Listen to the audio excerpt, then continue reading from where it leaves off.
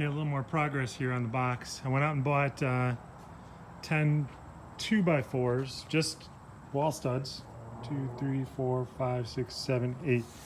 I ended up using 8 of them. The box is 23.5 inches wide, and this top is 24 3/4 inches wide. So that leaves like 3/8 of an inch on each side overhang, which is about what I want. I actually wanted a little more than that, but the math, I didn't want to add another board and have to cut it down skinny and trim all these boards. So the math is what it is, and it's what it's going to be. So these boards, you know, they're obviously not real high quality boards, but they'll be fine. I'll glue them up, I'll sand them down. They'll have some character, but I am not worried about that one bit. I'll stain it up, I'll shellac it, it'll look real nice. Not worried about it too much. I am worried about how thick this countertop is, but you know, for a budget job, it is what it is. So we got that those all trimmed down, got the edges square, sandwiched them together, glued it up. Yeah, there's a gap in a couple spots. No, I don't care. As long as it's strong, I don't really care. It's not gonna be perfection. Not with the tools I got. I fixed my screw up. I plugged those holes. I cut those to fit so they fit pretty well. They're glued in. I had to actually hammer them into place. So they fit pretty tight. And I will put some caulk on there and you'll never know what happened. That's it. Once this sets up overnight, I will find the 2 best sections, cut them out, and start sanding. Alright, I've been sanding on this countertop for a couple hours, and it's coming along pretty well. You know, there are some gaps.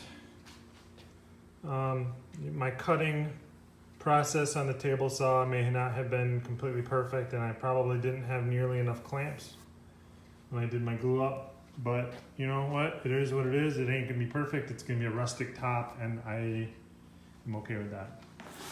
You can see what sanding does for you. This end is really bad. There's a huge gap here. There's a little crevice here. So this end is gonna get lopped off, so I didn't finish it. You can really see what sanding does for you. You know what I mean? Big difference. Okay, so I got the top probably 90% of where I want it to be. It's really smooth. I don't know if it looks like it, but you can't feel any imperfections. You can feel the gap where it's really wide, but I did knock down all of the unevenness. I don't have a planer. A planer is the right job to make this all flat. I don't have one. So I used a DA and it worked really good with some 80 grit. I tried using the board, and it just, nah, that thing's a piece of crap.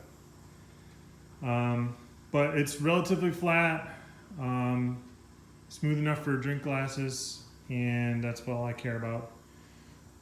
So now I'm gonna go ahead and cut it to length. All right, that's with one of the tops cut to length.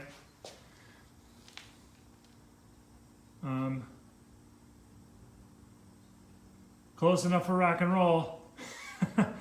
It's not perfect, but you know what? It's gonna look great. So I don't even care. We got like a, I don't know, 1/4 inch to 1/2 inch all the way around, except the front's gonna have like a 3/4 inch overhang. I cut them to 33 inches long. So it's 31.5, so I got 1.5 inches overhang on the length. Yeah. The worst side will go to the back. Unfortunately, my first squaring cut, I cut from the top and it splintered a bit. So that'll go to the back. Don't even care. So word of the wise, flip it over so that the unfinished side is up when you cut. Or maybe get a sharper saw blade, I don't know. But it's gonna look awesome. Okay, I got the router out and I did a 1/4 inch round over on every corner, including the corners. Because I like that round over look, I'm a fan. And this piece of wood is really starting to come together. It is not perfect. The gaps are bad. There is a bowing to it. I don't know if you can see it probably. There is a little bit of a bow to it. But it's good enough for me. Happy with it. That one's been rounded over but not sanded yet. So I'm gonna get the sanding finished here and get some stain on them.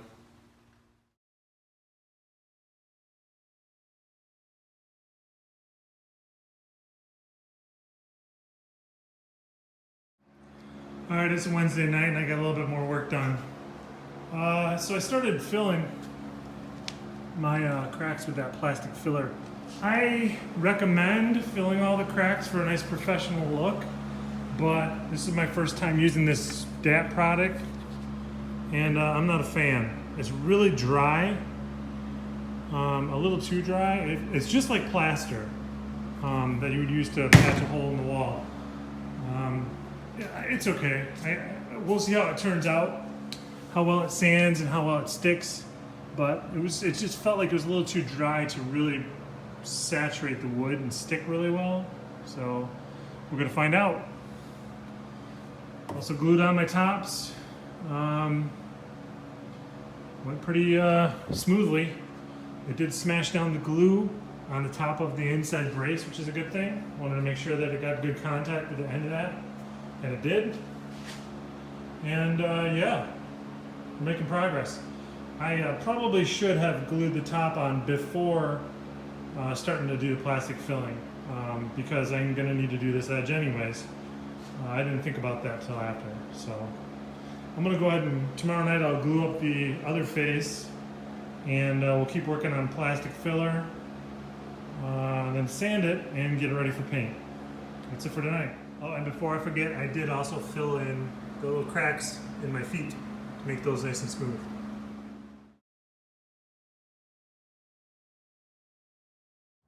Alright, so this one's all glued up. I glued that one up last night. It's missing a clamp because I moved it over here. I just wanted to show you how I'm gluing up these feet. Basically, I'm just, I got a 1 inch off of each edge, made a little mark. Made sure it was pretty close to square. I mean, you're not going to really see them anyways, but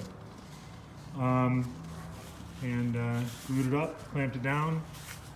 I only got 2 of these 36-inch clamps, so I'm only going to be able to do 2 of these at a time.